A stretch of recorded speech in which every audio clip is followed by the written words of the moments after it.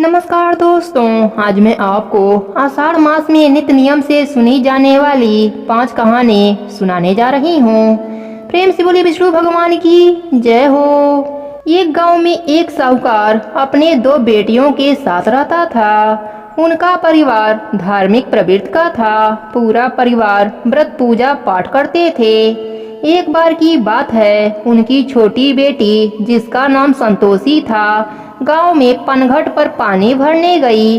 जब वह कुएं पर पानी भर रही थी तो उसने देखा कि गांव के बहुत सारी स्त्रियां वहां कथा कहानी सुन रही हैं। तब संतोषी को थोड़ी जिज्ञासा हुई। वह उन औरतों के पास गई और पूछने लगी, काकी आप सब यह क्या कर रही हैं? तो उनमें से एक औरत बोली, हम सब नित्य नियम की कहानी सुन रहे हैं। तब संतोषी बोली, काकी इससे क्या फल मिलता है? तब वह औरतें बोली, बेटी नित्य नियम की कहानी सुनने से सारे पाप धुल जाते हैं, घर में अन्न धन के भंडार भर जाते हैं, कुंवारों के ब्याह होते हैं, निसंतानों को संतान मिलती है और बुजुर्गों को वैकुंठ का वास मिलता है। बेटी आओ तुम भी कहानी सुन लो, क्योंकि कहानी सुनने मात्र से ही नित्य नियम का पूरा फल प्राप्त हो जाता है। प्रेम से बोलिए विष्णु भगवान की जय हो। एक गांव में 2 किसान थे। एक का नाम बबलू और दूसरे का नाम शंभू था। शंभू बड़ा कास्ट का था और बबलू छोटा कास्ट का था। बबलू के खेत व घर पास पास में ही थे। बबलू गणेश भगवान का परम भक्त था। वह अपने फसल का 1/3 हिस्सा सबसे पहले गणेश भगवान के मंदिर में चढ़ा देता था। वह दोनों किसान साथ ही फसल बेचने शहर में जाते और साथ ही घर आते। कुछ दिनों के बाद बबलू खूब अमीर हो गया। उसका घर बड़ा हो गया। उसका खेत खलिहान में उसने और भी जमीनें ले ली। एक दिन दोनों किसान शहर जा रहे थे। तभी शंभू ने बबलू से पूछा, भाई एक दिन तुम मुझसे गरीब थे और आज देखो तुम कितने अमीर हो गए। भाई तुम्हारी तरक्की का राज क्या है? तब बबलू ने बताया कि मेरा नया फसल होने पर गणेश मंदिर में पहले चढ़ाता हूँ, उसके बाद ही फसल मंडी में बेचने जाता हूँ। उसी दिन से शंभू ने भी निश्चय किया कि मैं भी अपने फसल का 1/3 हिस्सा गणेश मंदिर में चढ़ाकर ही फसल बेचूंगा, चाहे कुछ भी हो जाए। उसी दिन वह गणेश मंदिर में 1/3 अनाज चढ़ा दिया और बाकी अनाज लेकर शहर गया। उस दिन उसे 4 गुना मुनाफा हुआ। शंभू बड़ा ही खुश हुआ। उसे भी खजाने की चाबी मिल चुकी थी। वह अपने परिवार के साथ गणेश भगवान का नित्य नियम से पूजा पाठ करने लगा। देखते ही देखते वह खूब तरक्की करने लगा। हे गणेश भगवान, जैसे आपने उन दोनों पर अपनी कृपा करी, वैसे ही अपने सभी भक्तों पर अपनी कृपा बनाए रखना। प्रेम से बोले गणेश भगवान की जय हो।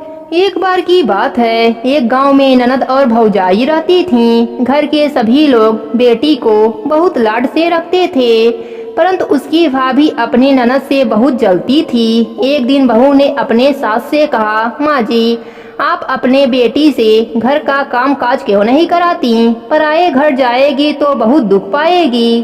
परंतु सास ने कहा कि यह तो बहुत छोटी है, बड़ी हो जाएगी तो सब सीख जाएगी। बेटी का नाम रानी था। वह जब से समझदार हुई तभी से तुलसी जी का पूजा करती थी। तुलसी सींचती और सुबह शाम घी का दीपक लगाती। तुलसी जी का पूजा करने के बाद ही वह खाना खाती। रानी तुलसी जी से प्रार्थना करती, हे माँ सोने का लोटा दो और लड्डुअन का थार दो। इस प्रकार सोने का लोटा और लड्डुअन का थार आ जाता। रानी वह ले जाकर अपने माँ को दे देती। इसी तरह उनका घर चल रहा था। उनके घर में कभी अन्य धन का कमी नहीं हुआ। एक दिन उसकी माँ अपने बेटे से कहा, बेटा रानी का विवाह का समय हो गया है, तुम उसके लिए घर खोज दो। तभी उसकी भाभी बोली, मेरे जान पहचान की एक शादी है, रानी की शादी वहीं कर दिया जाए। रानी की शादी हो गई। वह बहुत ही गरीब थे। सुबह हुआ तो रानी ने अपने सास से कहा, मैं पहले तुलसी जी की पूजा करूंगी, उसके बाद ही अन्न ग्रहण करूंगी। सास बोली, हमारे यहाँ तो तुलसी का पौधा नहीं है। रानी को उसके ननद के साथ पड़ोस में लगी तुलसी के पौधे के पास भेज दिया। रानी ने तुलसी की पूजा करी और वही मांगा जो हमेशा मांगती थी। सोने के लोटे में जल दो और लड्डुअन का थार दो। दोनों चीजें उसके सामने आ गए। रानी ने वह लोटा व थाल पड़ोसन को दे दिया। पड़ोसन तो बहुत खुश हुई और कहा, बहू तुम रोज पूजा करने आ जाया करो। जब वह दोनों घर आए तो ननद ने अपने माँ को पूरी बात बताई। सास गुस्से से बोली, अब देखती हूँ कि यह अब कैसे तुलसी पूजा करने पड़ोस में जाती है। सुबह रानी ने तुलसी पूजा के लिए कहा तो सास पहले से ही गुस्से में बैठी थी। उसने कहा, कोई पूजा नहीं होगी, चलो काम पर लग जाओ। रानी बहुत दुखी हुई। उसने कुछ भी नहीं खाया। इसी तरह 4-5 दिन निकल गए और वह भूखी प्यासी ही रही। रात में तुलसी माँ ने सपने में दर्शन दिया और बोली, बेटी तुम आजकल मुझे जल से क्यों नहीं सींचती हो? मेरी पूजा पाठ नहीं करती हो, दिया भी नहीं जलाती हो। तब रानी ने कहा, मेरे ससुराल में तुलसी का पौधा नहीं है तो मैं कैसे पूजा करूं? तब तुलसी माँ ने कहा, उठो और घर के आंगन में देखो, वहाँ तुलसी का पौधा है।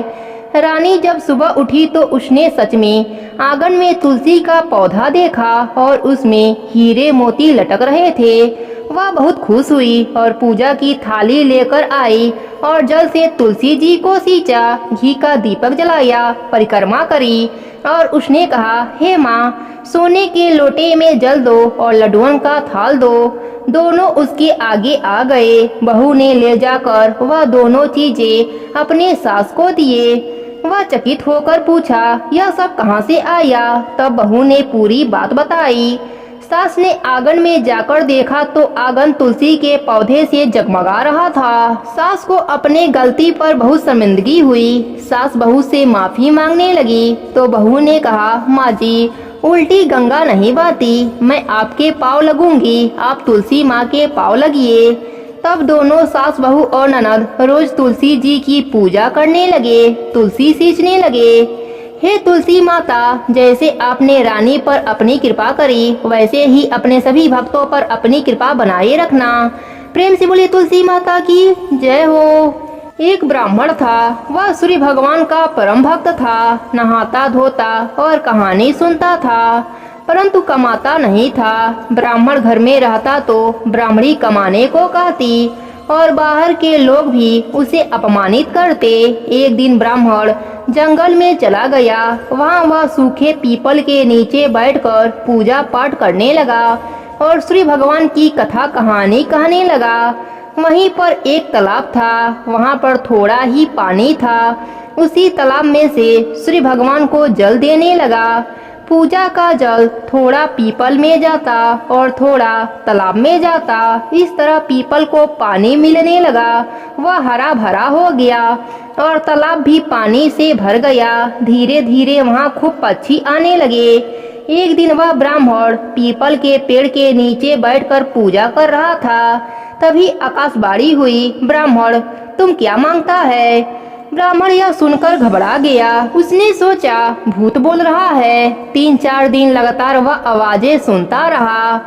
वह घर आकर ब्राह्मणी से सारी बात बताई। ब्राह्मणी बड़ा ही चतुर थी। वह बोली, शायद सूर्य भगवान है, आप उनसे धन मांग लीजिए, हमारी गरीबी दूर हो जाएगी। ब्राह्मण ने कहा, कैसे मांगूं? मुझे तो कुछ मांगने नहीं आता। कोई ऐसी तरकीब बताओ थोड़े शब्दों में काम चल जाए। ब्राह्मणी ने कहा, जैसा मैं कहती हूँ वैसा ही कहना। सोने के पलंगे में पोते को दास दासियों को खिलाते हुए देखूं, इस प्रकार लंबी उम्र भी मिलेगी, धन दौलत भी मिल जाएगा। दूसरे दिन ब्राह्मण पूजा का सामान लेकर उसी पेड़ के नीचे बैठकर पूजा करने लगा।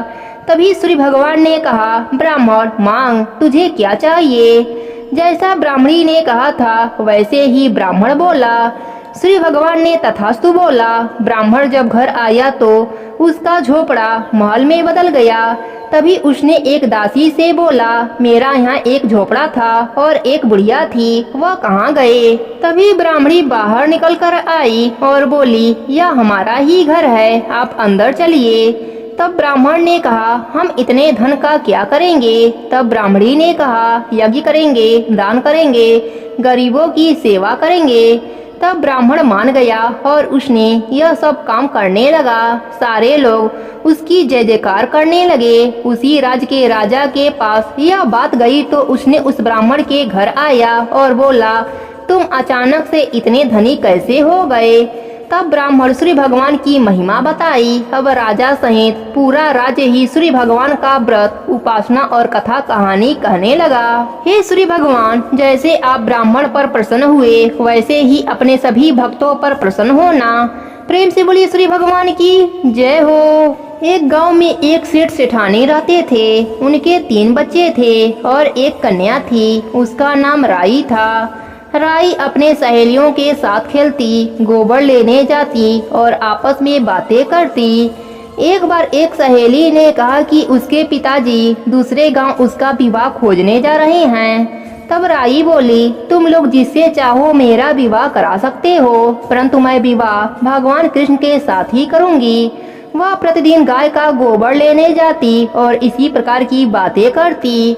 एक बार संयोगवश भगवान कृष्ण जी और उद्धव जी भेष बदल कर उसी गांव में आए और उस राई की बातें सुनी। उससे प्रेरित होकर वह दोनों उसके पीछे पीछे उसके घर गए।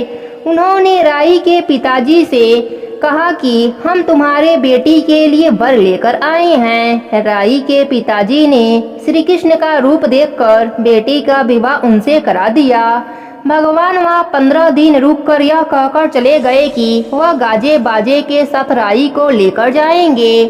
भगवान अपने धाम में 16,000 रानियों के बीच रहते हुए उस राई को भूल गए। इधर राई को प्रतिदिन राह देखते हुए 5, 10, 20 वर्ष हो गए, परंतु प्रभु नहीं आए। इसी प्रकार 40 वर्ष बीत गए और राई की जवानी बुढ़ापे में बदल गई। सिर के बाल सफेद हो गए, दांत गिरने लगे, चेहरे पर झुर्रियां दिखाई देने लगी। भाई भतीजे बड़े हो चुके थे। एक दिन राई बोली, भैया मुझे गंगा नहाना है और 4 पहाड़ों का पाप धोना है। भाई उसको गंगा जी लेकर गए। पंडित जी से पिंडदान कराने को कहा। पंडित ने तांबे का कलश तैयार करके कृष्ण नाम से पिंडदान कराकर राई के हाथ में दे दिया, इसे गंगा जी में बहा दो। जब राई ने कलश गंगा जी में बहाया तो कलश खिलखिलाकर हंसने लगा और बैकुंठ जाकर भगवान के सीने में प्रहार किया। उसे देखकर भगवान को अपने भूल का एहसास हुआ और वह तुरंत नंगे पैर दौड़ते हुए मृत्युलोक में राई के पास आ पहुँचे।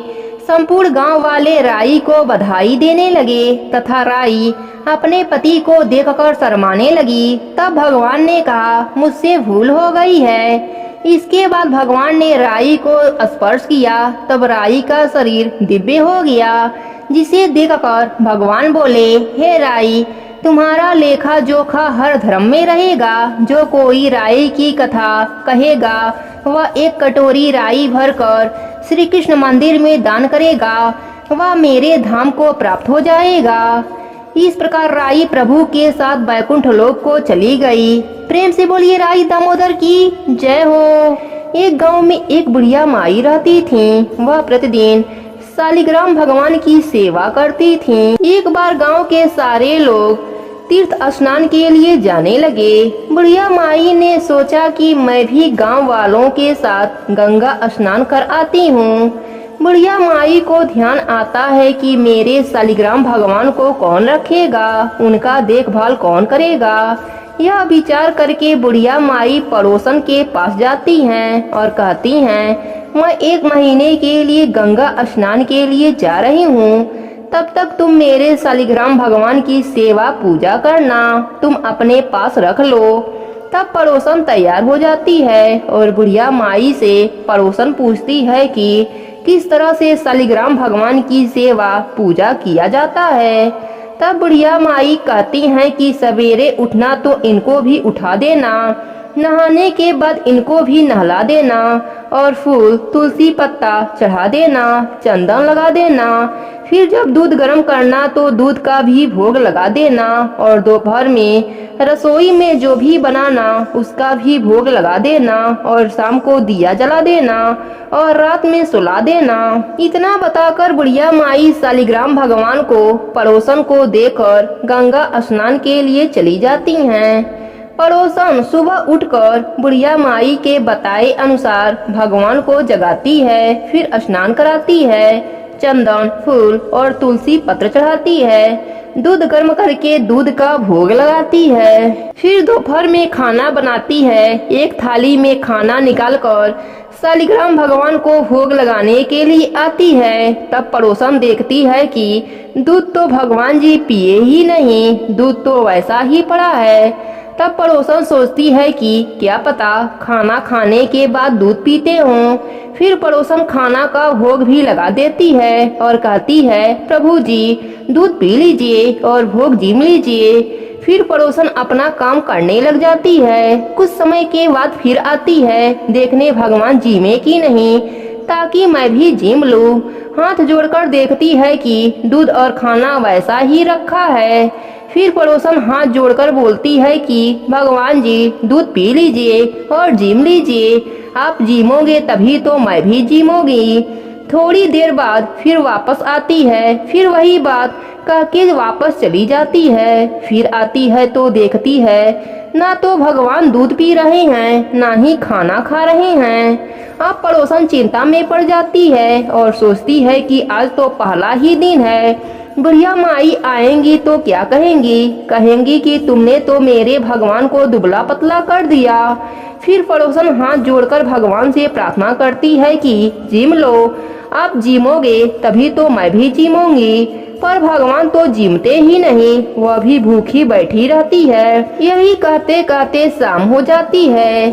शालिग्राम भगवान सोचते हैं कि अब तो जाना ही पड़ेगा, नहीं तो यह जीमेगी ही नहीं और यह मर जाएगी, फिर इसकी हत्या का पाप मुझे लगेगा। फिर भगवान जी आते हैं और पड़ोसन के घर का भोजन जिमते हैं। अब तो हर रोज यही होता। ऐसे ही करते करते कई दिन हो गए। एक दिन भगवान ने कहा, मैया आज मैं बैकुंठ घूमकर आता हूँ। पड़ोसन ने कहा, नहीं प्रभु, अब कुछ ही दिनों की बात है। भगवान जी कहते हैं, मैं शाम को आ जाऊंगा। फिर पड़ोसन मान जाती है। अब रोज यही होता। सुबह भगवान जिम कर बैकुंठ लोग चले जाते और शाम को वापस आ जाते। धीरे धीरे 1 महीना बीत गया। उधर बुढ़िया माई गंगा स्नान करके वापस अपने घर आ जाती है। फिर बुढ़िया माई पड़ोसन के घर आती है। फिर पड़ोसन से कहती है, ला मेरे भगवान को मुझे दे दे, बहुत दिन हो गए दर्शन नहीं किया। पड़ोसन ने कहा, अभी भगवान जी बैकुंठ लोग गए हैं, शाम को आएंगे तब ले लेना। बुढ़िया माई को कुछ भी समझ में नहीं आता और कहती हैं, तुम मेरे भगवान को अभी के अभी दे दो। उनके बीच में झगड़ा चालू हो जाता है। आसपास के लोग इकट्ठे हो जाते हैं। पड़ोसन बोलती है, इस बुढ़िया माई को समझाओ, जैसे 1 महीना दर्शन नहीं किया वैसे ही शाम तक और इंतजार कर ले, थोड़ा सा सब्र कर ले। शाम को शालिग्राम भगवान आएंगे तो मैं खुद ही इसे दे दूंगी। यह बात सुनकर सबके समझ में कुछ नहीं आता कि पड़ोसन क्या बोल रही है। बुढ़िया माई तो बहुत गुस्सा हो जाती है और वहीं बैठ जाती है। शाम हो जाती है। भगवान जी बैकुंठ घूमकर आ जाते हैं और मंदिर में विराजमान हो जाते हैं। जैसे ही पड़ोसन देखती है कि शालिग्राम भगवान आ गए, तब बुढ़िया माई से कहती है कि अब आकर ले जाओ अपने भगवान को। बुढ़िया माई कहती है कि अब तक कहाँ छुपाई थी, अब कैसे दे रही है, वह तो एक पत्थर के हैं, वह कैसे आ जा सकते हैं। तब पड़ोसन के समझ में आ जाता है कि वह भगवान के साक्षात दर्शन पाई है। तब पड़ोसन भगवान के आगे हाथ जोड़ती है कि आप बुढ़िया माई को भी दर्शन दीजिए, नहीं तो यह मुझ पर झूठा आरोप लगाती रहेगी।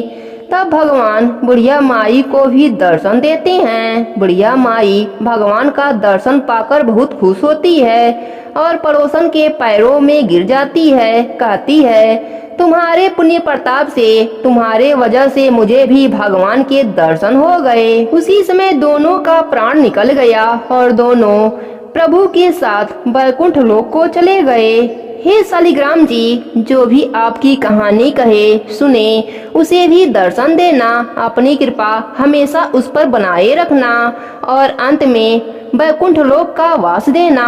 प्रेम से बोली शालिग्राम भगवान की जय हो, तुलसी माता की जय हो, लक्ष्मी माता की जय हो। इस प्रकार संतोषी ने पूरा माँ कथा कहानी सुना, जिसके पुण्य से उसका घर अन्य धन से भर गया। प्रेम से बोले विष्णु भगवान की जय हो।